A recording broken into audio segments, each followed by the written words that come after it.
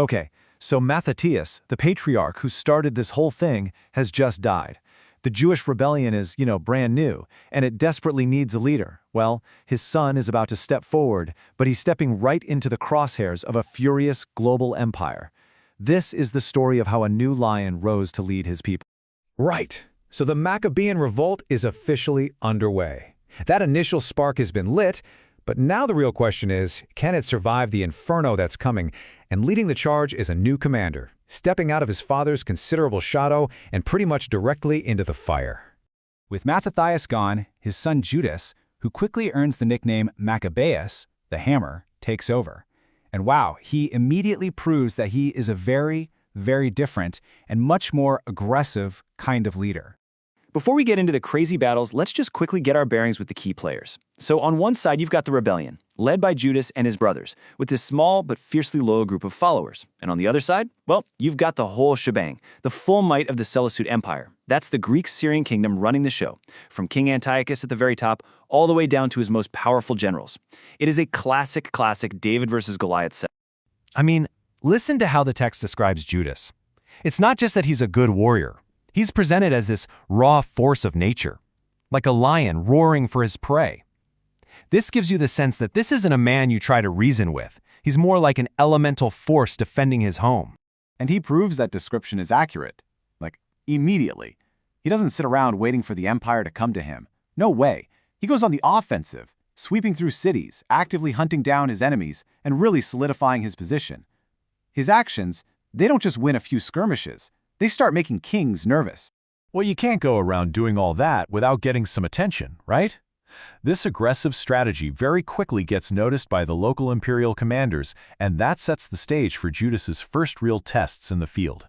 So the first guy to step up is a general named Apollonius. He basically sees this rebellion as a little pest problem that he can squash. So he gathers a big army from Samaria and marches off, thinking he's going to put an end to Judas for good. And what happens is just stunning. Not only does Judas's small force defeat this great host, but Judas personally kills Apollonius in the fight. And then, in this just incredibly epic move, he takes the enemy commander's sword and uses it as his own from that day forward. I mean, talk about making a statement. So word of this incredible victory gets around, and another commander, Siran, a prince of the Syrian army, decides he wants the glory of crushing this upstart. So he gathers what the text calls a mighty host.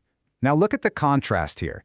You have Judas's men, just a small company, and they're exhausted and weak from fasting all day, and they're about to face a massive, well-prepared professional army.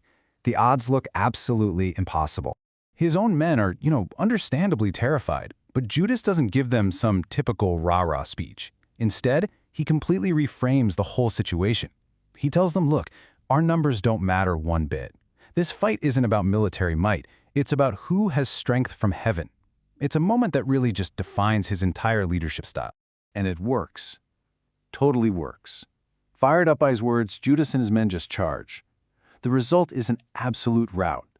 800 of Siran's soldiers are killed, and the rest just flee in terror. After this second stunning victory, Judas's fame and the fear of him just explodes across the entire region. Okay, so beating a couple of local garrisons is one thing. But now, the news has traveled all the way to the top. This rebellion is no longer some local issue. It is a direct challenge to the king himself. King Antiochus hears about this, and he's full of indignation. He's enraged. He sees these victories not just as military losses, but as a personal insult to his authority. So his response is swift, and it is total. He's going to mobilize the entire strength of his kingdom to crush this uprising once and for all. But the king's got a bit of a problem. His treasury is running low. So he comes up with this two-pronged plan. First, he's going to personally travel east to Persia to collect taxes and raise funds. In the meantime, he'll leave his trusted nobleman, Lysias, in charge with half the entire army and one single chilling command: destroy them.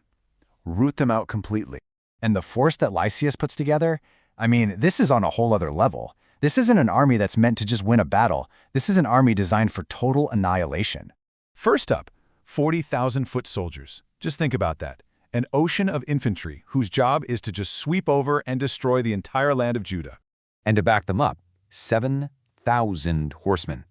a massive cavalry force designed to run down anyone who might even think about escaping. And then they bring out the heavy armor, war elephants. You have to understand, these were the tanks of the ancient world, just massive, terrifying creatures designed to smash through enemy lines and create pure, unadulterated panic. But this next detail, this is what really tells you everything about the Empire's mindset. Trailing behind this colossal army was a group of merchants carrying silver and gold. They weren't there to supply the troops. Nope.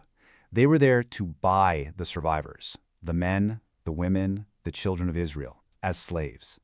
Victory wasn't just expected, it was already a business transaction.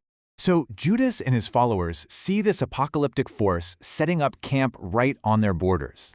They know this is a whole different kind of war. And so they gather their people, not for a council of war, but for something far more fundamental. Before they even think about military strategy, they turn to their faith. At this ancient prayer site, Mazfa, they perform these deep acts of devotion. They fast, they mourn in sackcloth and ashes, they read from their sacred texts, and they just cry out to heaven for help. Their first line of defense isn't the sword, it's their spirit. All right, so with their spiritual preparations done and this unimaginable enemy army poised to strike, Judas gathers his vastly outnumbered troops for one final talk before what really looks like it's going to be their last stand. He does not sugarcoat it. Not at all. He lays the choice bare for them. He says, look, if we surrender, we'll have to watch everything we love get destroyed and our people enslaved. The only other option is to fight. It's better, he tells them, to die on our feet in battle than to live to see that horror. And so the stage is set. You have this tiny band of rebels grounded completely in their faith, standing against a monumental imperial force that was designed for one purpose, to wipe them from the face of the earth. As the sun gets ready to rise, the question just hangs there. Against 40,000 soldiers, cavalry, and war elephants, is faith really going to be enough?